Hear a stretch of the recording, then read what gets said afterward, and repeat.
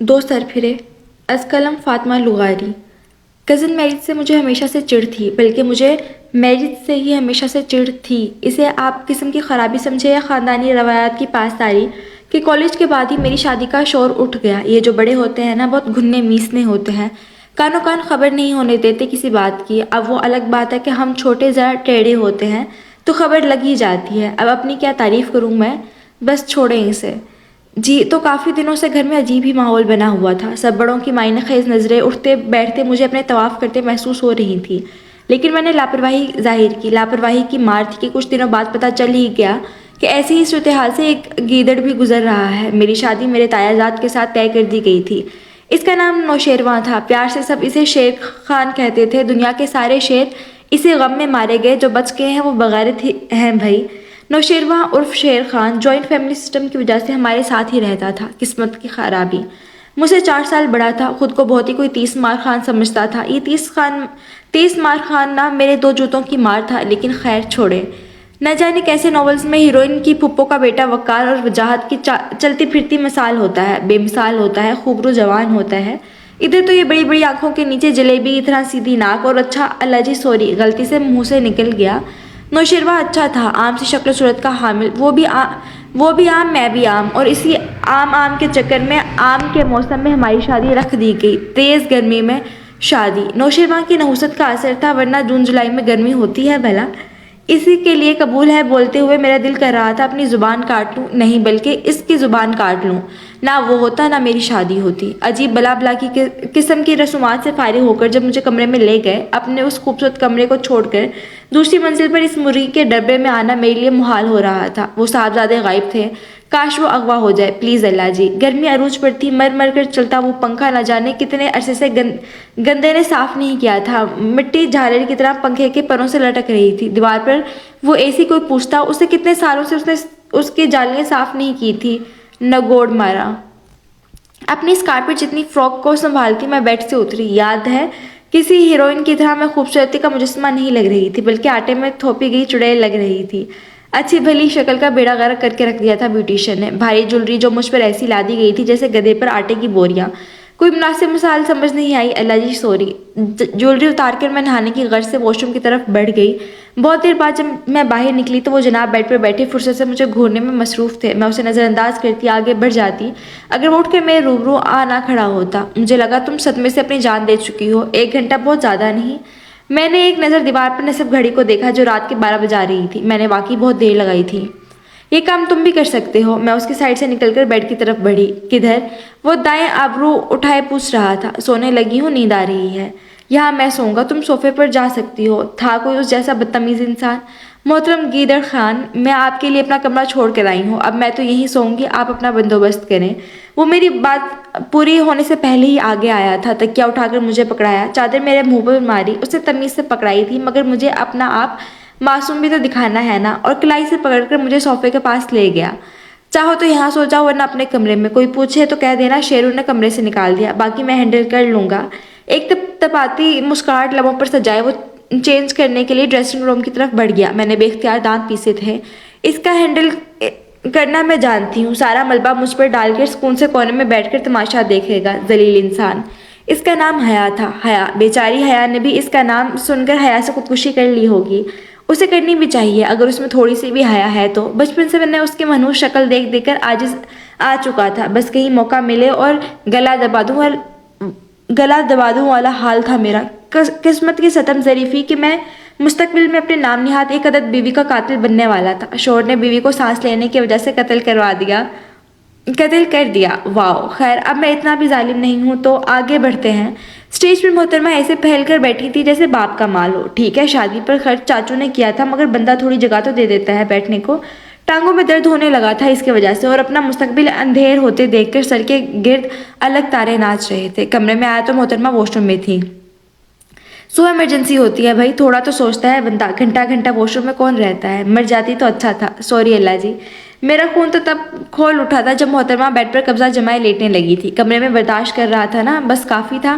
Fresh होने के बाद जब मैं कमरे में आया तो उसे गुस्से से सोफे पर लेटा पाया। हाय, ठंड मिल गई थी दिल को। वो कहते हैं ना, चस आ गई। پوری رات بہت مزے سے گزری میری. وہ پوری رات کروٹیں بدلتی رہی. صوفے کے بالکل اوپر اے سی لگا تھا جس کی وجہ سے وہ وہاں ہوا نہیں لگتی تھی. اے سی میں کچھ خرابی بھی تھی. سائلہ بار بار ٹرپ جاتا تھا جس کی وجہ سے کمرہ بھی کچھ خاص ٹھنڈا نہیں ہوتا تھا. رات کے 2 بجے وہ صوفے پر چڑھ کر کھڑکی اے سی کی کھلی پٹ کے آگے کھڑی اپنی گرمی مٹا رہی تھی. اس وقت مجھے ٹرپ ہوتا اے سی اتنا پیارا لگا تھا کہ میں نے دل میں عہد کر لیا تھا کہ 4 مہینوں سے جو جالیاں صاف نہیں کی تھی صبح پہلی فرصت میں یہ کام کروں گا. اس کی قسمت خراب تھی, بہت زیادہ خراب. وہ اے سی کے آگے کھڑی تھی کہ لائٹ کو حیا آ گئی اور پھر ڈز.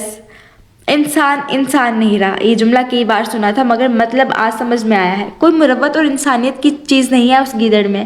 زیادہ نہیں تو کم از کم اپنی بیوی ہونے کا ہی لحاظ کر لیتا. میں ساری رات گرمی میں مری ہوں اور خود وہ خراٹے لے رہا تھا. دل تو کر رہا تھا چٹکی لگا دوں اس کی ناک پر. اور پھر یہی کافی نہیں تھا. اب وہ ایسے پھیل کر اسٹیج پر بیٹھا ہے جیسے اس کے باپ کی جائیداد ہے. ہاں ٹھیک ہے ولیمے پر خرچہ تایا نے کیا تھا مگر پھر بھی تھوڑی تو جگہ دے موٹا بدتمیز انسان. حیا شیرو نے منہ دکھائی میں کیا دیا تمہیں. آواز میری ممانی کی تھی. دنیا جہاں کی معصومیت اپنے چہرے پر لا کر میں کچھ کہنے لگی تھی جب وہ ہتھیاروں سے لیس میدان میں کود پڑا. 1000 دفعہ دیکھے گئے منہ پر منہ دکھائی کون دیتا ہے ممانی جان. کاش میں اسے گنجا کر سکتی. کاش میں اس کے بڑے دانت توڑ سکتی اور وہ چپٹی ناک توڑ مڑوڑ کر کاش میں اس شیر خان کا گلا دبا سکتی. کاش. رسم ہوتی ہے بیٹا لیکن کوئی بات نہیں, ضروری تو نہیں. ویسے بھی وہ لاپرواہی سے کندھے اچکاتی اسٹیج سے اتر گئی تھیں اور میں انہیں گھور کر رہ گئی. یہی اگر میری شادی خاندان سے باہر ہوتی اور میرا شوہر مجھے منہ دکھائی نہ دیتا تو یہی ممانی جان منہ میں انگارے لیے پھرتی. مگر قسمت کی خرابی تھی. میری شادی خاندان میں ہوئی تھی اس موٹے گیدڑ کے ساتھ. مجھے رونا آ رہا تھا بہت زیادہ. نکاح پر جس طرح وہ اپنے باپ کا مال سمجھ کر صوفے پر پھیل کر بیٹھی تھی تو اب میرا بھی حق تھا کہ میں بھی پھیل کر بیٹھتا. اب وہ الگ بات ہے کہ کوٹ پینٹ کی وجہ سے میں زیادہ پھیل کر نہیں بیٹھ سکتا تھا مگر کوئی نہیں, چلتا ہے. خاندان کی سیاسی عورتیں جو میاں بیوی کے پرسنل معاملات میں کافی حد تک دلچسپی رکھتی ہیں, ممانی جان انہی سیاسی عورتوں میں سے ایک تھیں. آج بھی انہوں نے اپنا کردار بخوبی نبھایا. مطلب بندہ سوچے اس کی شکل میں ہے کیا جو منہ دکھائی دوں. وہی چینیوں کی طرح اندر تک دھسی آنکھیں اور وہ چھوٹی موٹی ناک جسے بچپن میں وہ میرے کپڑوں سے صاف کرتی تھی. ناک کے نیچے وہ ٹیڑھے میڑے دانت. سوری اللہ جی وہ اتنی بری نہیں ہے مگر دیکھیں میرے ساتھ ناانصافی ہوئی ہے. غصہ کہیں تو نکالنا ہے نا. میری چھٹی حص مجھے خبر دے رہی ہے کہ وہ بس ابھی رونے بیٹھ جائے گی. ولیمے کے دن بیوی شوہر کی ذاتیوں سے تنگ آ کر بھرے مجمع میں رونے لگ گئی. واو. خیر وہ ڈھیٹ ہے نہیں روئے گی. حیا در ڈھیٹ, شیرو دا مہا ڈھیٹ. Nice couple dear. آخ تھو. میرے دن یوں ہی گزر رہے تھے اچھے خاصے. بس راتیں اس تنگ صوفے پر تاریک تھیں. وہ موٹا سانڈ مجھے ذلیل کرنے کا کوئی موقع ہاتھ سے نہیں جانا دیتا تھا. حالانکہ میں تو کچھ کرتی بھی نہیں تھی. میں کچھ کرتی ہوں بھلا. میں کچھ کر سکتی ہوں بھلا. ہر گھر میں کسی پھوپھو خالہ یا چاچو کا ایک بچہ ایسا ہوتا ہے جسے نئی شادی شدہ جوڑوں کے بیچ گھسنے کا بہت شوق ہوتا ہے. ہمارے خاندان میں ایسے بچے کا کردار حشام بھائی, شیرو کے بڑے بھائی کے بیٹے حمزہ نے ادا کیا. میں آج چاچو چاچی کے ساتھ سوؤں گا. اس کے اعلان پر سب نے دانت پیس کر اسے دیکھا تھا مگر مجھے کوئی اعتراض نہیں تھا. میں تو ویسے بھی شیرو کی مہربانیوں سے صوفے پر سوتی تھی. جنگلی جانور بری بات ہے بیٹا. بڑی تائی کا کمنٹ. شیرو نے اٹھا باہر پھینکا ہے. گلے سے تو خیر آپ بھی اسے نہیں لگاتی پیاری بھابھی جان. کوئی نہیں بچہ ہے لے جاؤ, سو جائے تو واپس لے جانا. آخری حل یہ نکلا تھا جس پر کسی کو کوئی اعتراض نہیں تھا. ہمیشہ کی طرح میں صوفے پر لیٹ گئی جبکہ شیرو حمزہ کے ساتھ بیڈ پر مر کر چلتا وہ پنکھا اور ٹرپ ہو چکا اے سی. یا الہی صبر دے مجھے. رات جیسے تیسے گزر گئی. قیامت صبح اٹھی تھی جب ناشتے کی میز پر حمزہ نے بآواز بلند اعلان کیا کہ چاچی صوفے پر سوتی ہیں. دیکھو بچے اگر کوئی اور موقع ہوتا تو میں تمہیں سینے سے لگاتی, تمہارے گال چومتی, مگر اس وقت میرا دل کیا تمہیں یہیں اڑا دوں. تمہیں منہ بند نہیں رکھ سکتے. کیوں ہے؟ ارے یہ کیا بات ہوئی؟ بھائی کے کمرے کا تو اے سی بھی خراب ہے, آپ کو گرمی نہیں لگتی کونے میں؟ کیا بات ہے بچے, کوئی لڑائی ہوئی ہے شیرو کے ساتھ؟ شیرو. وہ مزے سے ناشتہ ختم کر کے اپنا بیگ اٹھا کر بھائی کی طرف بڑھ گیا تھا اور ساتھ ہی کہہ گیا حیا جلدی آ جاؤ, میں آفس کے لیے لیٹ ہو جاؤں گا ورنہ. بس وہ معاملہ سنبھال چکا تھا. سب سکون سے ناشتہ کرنے لگے. کیوں نہ, ہمارے درمیان سب نارمل تھا. اچھے بچے تھے بھائی ہم. حمزہ کو ساتھ سلانے میں مجھے کوئی اعتراض نہیں تھا مگر وہ سالہ لاتے بہت مارتا ہے, مگر کیا کر سکتے ہیں, سلانا پڑا اسے. اگر میز پر ہونے والے واقعے کا پہلے اندازہ ہوتا مجھے تو یقیناً میں حیا تو جنگلی بلی کو بیڈ پر برداشت کر لیتا مگر مجھے اندازہ نہیں تھا. مگر خیر میں نے ایک کول ہیرو کی طرح خاموشی سے بات سنبھال لی. ہوا جو میں کول ہیرو. میری زندگی میں سب سیٹ تھا. میں آفس جاتے ہوئے حیا کو یونیورسٹی ڈراپ کر دیتا, واپس وہ اپنے چھوٹے بھائی کے ساتھ آتی تھی. کبھی کبھی ہلکی پھلکی نوک جھونک ہو جاتی تھی ہمارے درمیان. آپ جانتے ہیں ہلکی پھلکی اگر کچھ بدلا تھا تو وہ میرے کمرے کا اے سی تھا. اب حیا کو گرمی نہیں لگتی تھی, وہ صوفے پر سکون سے سوتی تھی, جس کا مجھے بے حد افسوس تھا, بہت زیادہ. مگر کیا کر سکتے ہیں. آج میرا آفس میں بہت تھکا دینے والا دن گزرا تھا. میں بیڈ پر بیٹھے لیپ ٹاپ پر دماغ کو تھوڑا سیٹ کرنے کے لیے انگلش مووی ہوگو دیکھ رہا تھا. جب وہ میرے برابر میں آ کر بیٹھ گئی. میں بھی دیکھوں گی. اپنے لیپ ٹاپ میں دیکھ لو. مجھے اس کے یوں بیچ میں دخل اندازی اچھی نہیں لگی تھی. چارج نہیں ہے وہ, میرا مسئلہ نہیں ہے یہ. کیا مصیبت ہے, دیکھنے دو نا. وہ جھنجھلائی تھی. میں نے شرافت سے پاس رکھا تکیا اسے پکڑایا اور صوفے کی طرف اشارہ کر دیا. مجھے اس پر تھوڑا سا رحم آیا تھا, مگر ابھی مجھے بہت سے حساب چکانے تھے. نہ وہ بچپن میں میری کتابیں چوری کرتی, میرے جوتے چھپاتی, سب سے ڈانٹ پڑواتی, اور بھی کچھ نہ کرتی تو یہ وقت نہ آتا. مگر اس نے یہ کیا تھا تو یہ وقت بھی آ گیا. ایک نمبر کے ذلیل انسان ہو تم. وہ خونخوار نظروں سے مجھے گھورتی تکیا جھپٹ کر صوفے کی طرف بڑھ گئی. میں سر جھٹکتا مووی کی طرف متوجہ ہوا جو خاصی انٹرسٹنگ موڑ پر تھی. یوگو اپنے دوست کے ساتھ اس کے دادا کے گھر آیا تھا, جہاں اب وہ الماری کے اوپر رکھے صندوق کو اٹھا رہا تھا. جیسے ہی اس کے دوست نے صندوق اٹھایا, کرسی کی ٹانگ ٹوٹی اور اس کی دوست زمین بوس ہو گئی. ساتھ ہی صندوق کھلا اور ڈھیروں کاغذ کمرے میں بکھر گئے. کئی اسکیچ ہوا میں رقصا تھے. پرانی گھڑیاں, روبوٹ, پیرس ریلوے اسٹیشن, ایک سے بڑھ کر ایک اسکیچ تھے وہ. میں مزید بھی دیکھتا اگر کوئی بھاری چیز میری پیشانی سے نہ ٹکراتی تو. درد کی ایک لہر اٹھی تھی. مجھے لگا میرا سر پھٹ گیا ہے. ایک لمحے کو کچھ سمجھ نہیں آیا, مگر پھر نظر میری گود میں گرے چارجر پر اٹکی. نظریں سیدھ میں اٹھتی اس حیا کے نام نہاد پیکر پہ ٹکی جو نچلا ہونٹ دانتوں میں دبائے میرے سر پہ ابھرتے اس گامڑ کو دیکھ رہی تھی. غالباً وہ یہ کرنا نہیں چاہتی تھی, یہ غلطی سے ہو گیا تھا.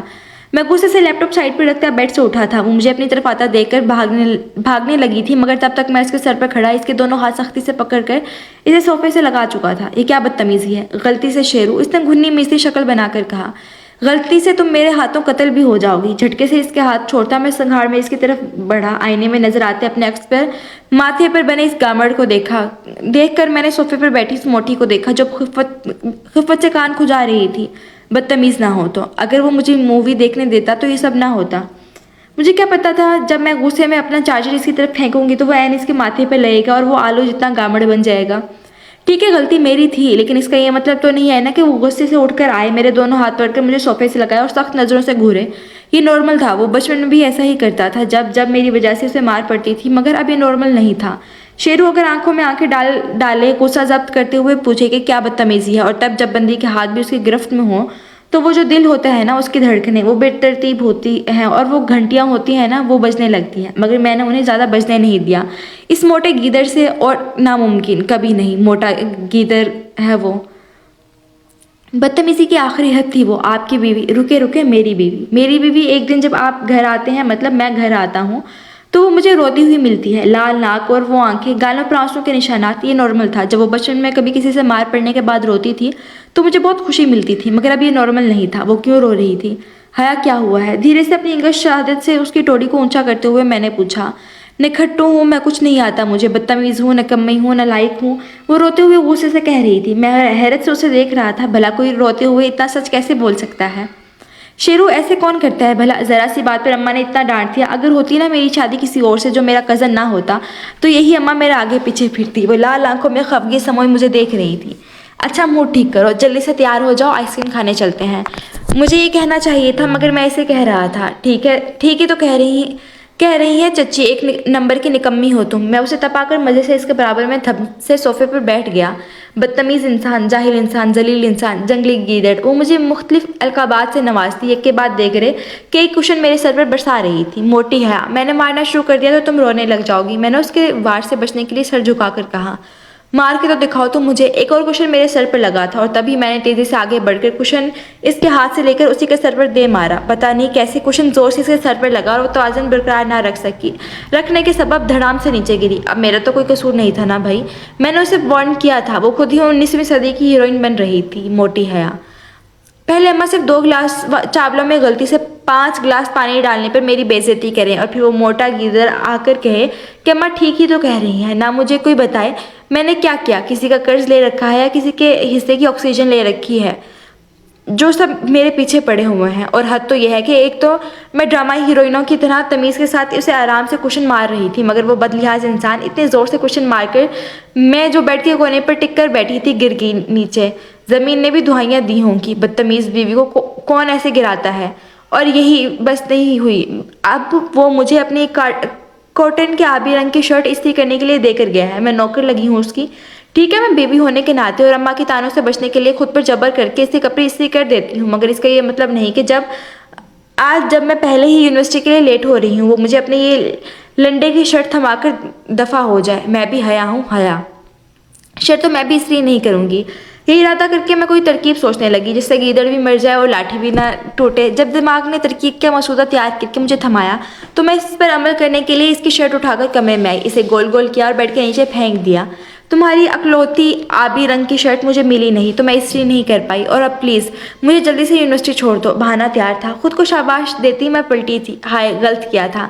वो सामने सीने पर हाथ बांधे फुर्सत से मुझे घूरने में मसरूफ़ था। कोई तमीज़, कोई लिहाज है तुम्हारे अंदर? इसने एक एक लफ्ज़ चबा चबा कर कहा था। वो शेरू, मैं कोई बहाना नहीं बना सकी थी। दिमाग भी ऐन वक्त पर दगा दे जाता है यार। उसे निकालो नीचे से और धुलवा लेना। फिलहाल मुझे दूसरी कोई शर्ट इसलिए कर दो। एक ज़बरदस्त घूरी से नवाजता वो जाने लगा था। नौकर नहीं लगी तुम्हारी। वो मेरी बात पर पलटा, आगे आया, मुझे एक कदम के फासले पर रुका, अपनी आंखें मेरी आंखों में गाड़ी। चची को बताऊं कि उनकी बेटी अपने शोर से जुबान लड़ाती फिरती है। अब मैं क्या जवाब में कहती? इसने जाकर अम्मा को बता देना था, और फिर जो होना था अल ऐमान। यही सोचकर मैं कबर्ड की तरफ गई, उसकी शर्ट निकाली, जोर से कबर्ड बंद किया और बाहर की तरफ बढ़ गई। जाते जाते एक जोरदार मुक्का इसकी नाक पर मारना मैं नहीं भूली थी।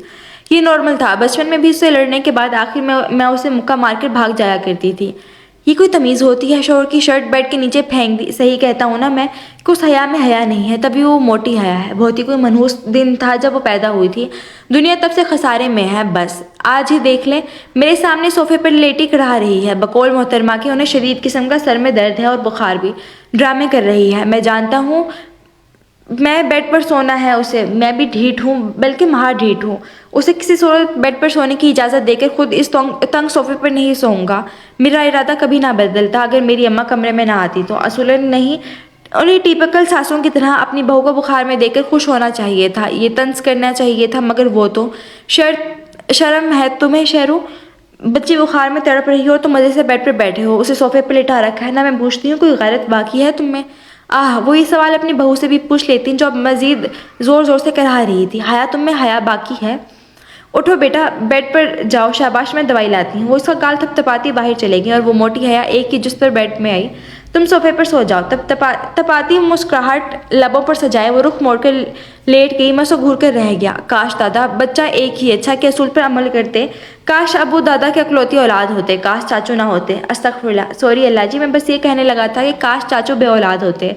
ला हौला वला कुव्वता, सॉरी अल्लाह जी, मेरा मतलब ये है कि काश हया ना होती, मतलब इंसानों वाली हया। एक मिनट, हया इंसान है? उस दिन मेरी तबीयत हकीकतन ख़राब थी, मगर उसे यकीन नहीं आ रहा था। वो तो शुक्र है ताई आ गई और उस गेदड़ की क्लास ली। आय हाय, चस आ गई थी मुझे तो। और वो बेड इतना नरम है, हाय। अब वो अलग बात है कि जाते जाते वो मुझे तकिया मार कर जाना नहीं भूला था, मगर मैंने उसे माफ़ कर दिया था क्योंकि आज बेचारे ने सारी रात सोफे पर करवटें बदल बदल कर गुजारनी थी। बेचारा। अगले दिन सुबह के वक्त मिलने वाली खबर मेरे लिए किसी खुशखबरी से कम ना थी। वो जा रहा था एक माह के लिए बैरून मुल्क, अपने ऑफिस के किसी काम के सिलसिले में। वो जा रहा था, मतलब रात को मैं कमरे में अकेली बेड पर मेरी हुक्मरानी होगी। Oh my God, lucky, how lucky I am. Thank you so much अल्लाह जी। पीर के दिन उसे जाना था और इतवार की रात खुशी से मुझे नींद नहीं आ रही थी। मैंने मुस्कुराते हुए चेहरा तिरछा करके बेड की तरफ देखा। वो दोनों टांगें नीचे लटकाए, दोनों हाथ बाहर मिलाए, कोनियाँ टांगों पर टिकाए, ना जाने कब से मुझे देख रहा था, मगर अपनी खुशी में मैं उसकी निगाहें महसूस ना कर पाई थी। और अब पता चलने पर उठ बैठी। मेरे कमरे की एक भी चीज़ इधर से उधर नहीं होनी चाहिए। मुझ पर हुक्म चलाता वो मुझे बुरा नहीं लगा था। वो सुबह जा रहा था, तभी आज मुझे उसकी थोड़ी सी बातें सुनने में कोई मसला नहीं था। बेड पर ना ही सो तो बेहतर है, अगर सो भी तो पहले वज़न चेक कर लेना, एहतियात लाजमी है। अपना चेक करता ना कभी तो मुझे ये बात कभी ना कहता। ड्रैकुला, मुझे नींद आ रही है, तुम भी सो जाओ। मुझे यही जवाब समझ आया। मुझे सोफे पर लेटता देखकर वो उठकर कमरे से बाहर चले गया। नखरे दिखा रहा था मुझे। उसे क्या लगता है मैं इसे कहूँगी मत जाए, या बैठकर उससे बातें करूँगी क्योंकि वो सुबह जा रहा है? मतलब शादी के बाद पहली खुशखबरी मिली है मुझे, उसे भी खाक में मिला दूँ इस गेदड़ के नखरे देखकर? ड्रैकुला ना हो तो ठीक है, मैं जा रहा था। उसे इस बात की खुशी थी, मगर कौन सी किताब में लिखा है कि मेरे जाने के बाद बेड पर उसका हक होगा? वो बेचारा पहले ही टूटा हुआ था भाई। एक दिन छलांग मार कर चढ़ा था मैं उस पर। ट्रक की आवाज़ आई और बीच से एक लकड़ी टूट गई। पर मुश्किल ईंटें रखकर सहारा दिया हुआ था मैंने उसे, मगर اب جب وہ موٹی ہے اس پر لیٹے گی تو آگے جو ہوگا اور میں سوچ بھی نہیں سکتا تھا. غریب بدنہ ہوں, جاب اتنی اچھی تو ہے نہیں کہ نیا فرنیچر لوں. اسے میری غربت کا خیال کرنا چاہیے. بیرون ملک تو مجھے آفس والے بس ایسے ہی بھیج رہے تھے, ورنہ میں کون سا لینڈ لارڈ کا بیٹا لگا ہوں یہاں. بدتمیز ہے. خوشی کے مارے اسے نیند ہی نہیں آ رہی تھی, کب سے صوفے پر کروٹیں بدل رہی تھی. اللہ کرے پورے ماہ اسے نیند نہ آئے, اکیلے کمرے میں اسے دی نن نظر آئے, ڈریکولا اس کا خون پی جائے. تازہ تازہ موویز دیکھنے کا مثبت فائدہ. سوچ رہا ہوں اسے اس کے کمرے میں بھیج دوں, مگر اماں میری نہیں سنیں گی. انہیں سمجھنا چاہیے کہ شوہر کے بعد اکیلا کمرہ بیوی کو کاٹ کھانے کو دوڑتے ہیں. مگر ہائے رے قسمت, کون سمجھائے گا میرے جذبات کو. میں بیچارہ ہیرو, نہ جانے کس موٹی حیا کو میرے متھے مار دیا گیا ہے. فنالی شیر خان گیدڑ راجہ مہاراجہ آج صبح ہی اس پاک وطن سے جا چکے تھے. ہائے کاش وہ دنیا سے بھی چلا جاتا. سوری اللہ جی, غلطی سے منہ سے نکل گیا. سوری, سیریس مت لیجیے گا پلیز. سیریس تو میں نے آج تک اپنی لائف کو بھی نہیں لیا. آپ بھی برا مت مانیے گا. ہاں ٹھیک. اس کا بیڈ کیا مزے کا تھا بھائی, نرم نرم. اف, ایک اماں ہے, اکلوتی بیٹی کو کباڑ خانے سے اٹھوا کر دیا تھا بیڈ. سوتیلی ہوں نا ان کی. اسی خوشی میں یونیورسٹی نہیں گئی. اتنے عرصے بعد اتنے مزے کی جگہ پر مزے کی نیند آئی تھی. اف, اس کے جانے کا جہاں مجھے فائدہ ہوا تھا وہیں تھوڑا سا نقصان بھی. میری فجر کی نمازیں چھوٹ رہی تھی, مجھے وہی اٹھاتا تھا نماز میں. الارم سے آنکھ نہیں کھلتی تھی میری, مگر اب وہ نہیں تھا. یونیورسٹی جانے کے لیے بھائیوں کی منتیں کرنی پڑتی تھی, اور واپسی میں خود آنا پڑ رہا تھا کیونکہ بھائی آفس ہوتے تھے. ہائے رے قسمت. سب سے بڑی اور مین بات, وہ موٹا گیدڑ تھوڑا سا لڑنے کے بعد مجھے ریسٹورنٹ لے ہی جاتا تھا, مگر اب دوسرا ہفتہ تھا. میں نے آسٹریلیو کا پاستا نہیں کھایا تھا. کوئی سمجھ سکتا تھا میرے دکھ, کوئی تو. وہ جناب تو جیسے مجھ سے جان چھڑانے کے لیے بیٹھے تھے. وہاں جانے کے بعد ایک کال یا میسج نہیں. کون کرتا ہے ایسے؟ ٹھیک ہے ہم دونوں نے کال پر بھی لڑنا ہی تھا, مگر بندہ خیریت تو پوچھ ہی لیتا ہے نا, بدتمیز نہ ہو تو. صبح میرا پیپر ہے اور مجھے وہ موٹا گیدڑ یاد آ رہا ہے. کیا کروں, میں مر جاؤں؟ رکے, میں کیوں مروں بھائی, میرے دشمن جو ملک میں نہیں ہے. سوری اللہ جی. میں اسے مزید سوچتی کہ اس گیدڑ کی کال آنے لگی پورے 2 ہفتوں بعد. میں نے لپک کر فون اٹھایا. باہر میں گئی ساری انا, کہاں مر گئے تھے؟ اوکے میں جانتی ہوں یہ بدتمیزی تھی, مگر مجھے اس پر غصہ تھا. اچھا یہی پوچھنے کے لیے فون کیا ہے کہ کہاں مر گئی تھی؟ اس نے بھی تنک کر جواب دیا. تمہیں فون کرنا چاہیے تھا. اچھا میں مصروف تھا, تمہیں دھیان رکھنا چاہیے تھا. اچھا موٹا گیدڑ نہ ہو تو اب کیوں کیا ہے فون؟ مصروفیات ختم ہو گئی تھی تمہاری؟ نہیں, صرف یہ کہنے کے لیے فون کیا ہے کہ وہ رکا تھا. مجھے کچھ گڑبڑ کا احساس ہو رہا تھا. اسے بھی میں یاد آ رہی تھی. کیا صبح پیپر ہے تمہارا؟ اماں نے بتایا ہے. جلدی سو جانا, فجر میں اٹھا دوں گا. اب کوئی آپ کو ایسے بولے, مطلب وہ گیدڑ مجھے اس طرح ایسے کہے گا تو مجھے اچھا تو لگے گا نا. اسے ایسا نہیں کہنا چاہیے تھا نا. ٹھیک ہے شکریہ, میں بس یہی کہہ پائی تھی. جنگلی دل میرا بدتمیز نہ ہو تو. رکھ رہا ہوں فون. سنو واپسی کب ہے؟ دور پھٹے منہ میرا, بھلا یہ پوچھنے کی کیا تک تھی. اس ماہ کی آخر میں. وہ گیدڑ مسکرایا تھا, مجھے یقین تھا اب وہ میرا مذاق اڑا رہا ہوگا. پکا یہی کر رہا ہوگا. جنگلی نہ ہو تو, بدتمیز انسان. بندہ مصروف ہوتا ہے 100 کام ہوتے ہیں, اس کا مطلب یہ تو نہیں ہے نا آگے سے بندی ہوئی ناک اونچی کے بیٹھی رہے. ٹھیک ہے وہ موٹی حیا تھی, میری چاکلیٹ چور, مجھے پٹوانے والی, میری شرٹ سے اپنی ناک صاف کرنے والی, لیکن تھی تو کزن پلس بیوی نا. اسے چاہیے تھا کہ کال کر کے خیر خیریت پوچھ لے آیا کہ میں صحیح سلامت پہنچا بھی ہوں کہ نہیں. وہ تو آج اماں نے بتایا کہ اس کا پیپر ہے صبح پہلا. مجھے بہانہ مل گیا اسے کال کرنے کا. اپنی ناک بھی تو اونچی رکھنی تھی نا مجھے. خیر یہ مت سمجھیے گا کہ مجھے وہ یاد آ رہی تھی, بس اس کی کمی محسوس ہو رہی تھی, زیادہ نہیں تو بس. مجھے روز آفس جاتے ہوئے اپنے کپڑے استری ملتے تھے, میری چیزیں گم نہیں ہوتی تھیں, اور میرے کمرے کے صوفے پر کوئی سویا ہوا ہوتا تھا. خود بتائے بندہ اتنے اس سے کال کرے اور آگے سے بندہ پوچھے کہ کہاں مرے ہوئے تھے, کیسا فیل ہوا ہوگا بندے کو. کاش وہ سامنے ہوتی, گلا دبا دیتا اس موٹی جنگلی کا, بدتمیز نہ ہو تو. لیکن خیر جب اس نے پوچھا تھا واپسی کب ہے, ہائے دل میں ٹھنڈک پڑ گئی تھی. وہ کہتے ہیں نا چس آ گئی تھی. مطلب اس صورتحال سے گزرنے والا میں اکیلا نہیں تھا, وہ بھی مجھے یاد کر رہی تھی. واو, میری واپسی اس ماہ کے آخری ایام میں تھی, اور مجھے اب ان دونوں کا انتظار تھا بری طرح سے. کچھ ایسا ویسا مت سمجھیے گا, مجھے بس انتظار تھا کہ کب میری اس استری سے جان چھوٹے گی اور کب اسے صوفے پر لیٹا دے کر میرے دل کو ٹھنڈک ملے گی. بس زیادہ دور جانے کی ضرورت نہیں ہے. اچھا فنالی وہ گیدڑ آ رہا تھا. قسمت پہلی بار زندگی میں پہلی بار مجھ پہ مہربان ہوئی تھی. اسے ایئرپورٹ پر ویلکم کرنے کے لیے گھر میں کوئی نہیں تھا, بس سب کسی دعوت میں گئے ہوئے تھے. اپنی لائف میں پہلی بار مجھے اپنی لائف پر رونا نہیں آیا تھا. دیکھیں میری بات سنیں, آپ جو سمجھ رہے ہیں وہ غلط ہے. میں بس تھوڑی سی پرجوش تھی. میری وہ چیزیں دیکھنے کے لیے جن کی لسٹ میں نے اسے بنا کر بھیجی تھی, بس یہی بات تھی. اچھا جلدی کے چکر میں بھی ہمیشہ کی طرح لیٹ ہو گئی تھی. میرے ایئرپورٹ پہنچنے سے پہلے ہی فلائٹ پہنچ گئی تھی, مطلب مجھے انتظار نہیں کرنا پڑا تھا. وہ ہینڈ کیری ہاتھ میں لیے سامنے سے آ رہا تھا. گیدڑ نہ ہو تو ایک بار پھر پھٹے منہ میرے دل کا.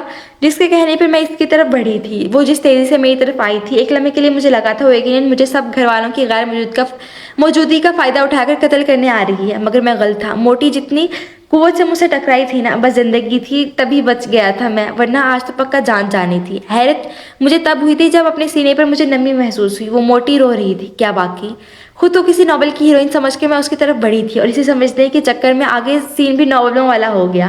اب بھلا ایسے اچانک ان آنکھوں نے رونا کیوں شروع کر دیا تھا؟ بدتمیز نہ ہو تو. ٹھیک ہے نا، وہ کسی ناول کا ہیرو تھا نہ میں ہیروئن، لیکن ہم اپنی کہانی کے تو ہیرو ہیروئن تھے نا.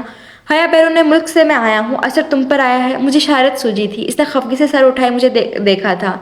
یاد آئے تھے تم مجھے، سو کرتے ہوئے کہا گیا تھا. میری جانب بھی ایسا ہی کوئی سین تھا یار. پھٹے منہ میرا. وہ اب ہمیشہ کی طرح اپنی ناک میری شرٹ سے رگڑ رہی تھی.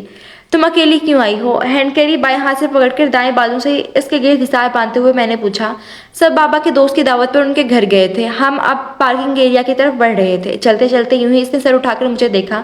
میں صوفے پر نہیں سوؤں گی، تم سو گے. میں مسکرا دیا تھا. دیکھیے جو آپ سمجھ رہے ہیں وہ غلط ہے. میں نے مسکرا کر حامی بس اس لیے بھری تھی کہ صوفے پر سونا کپڑے استری کرنے سے زیادہ آسان تھا، اور کم از کم اگلی بار اگر مجھے جانا ہوگا تو وہ مجھے سارے کپڑے استری کر دے گی پہلے سے ہی.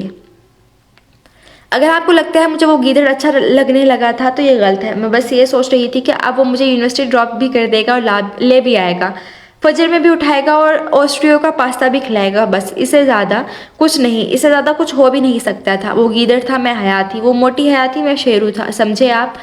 The end.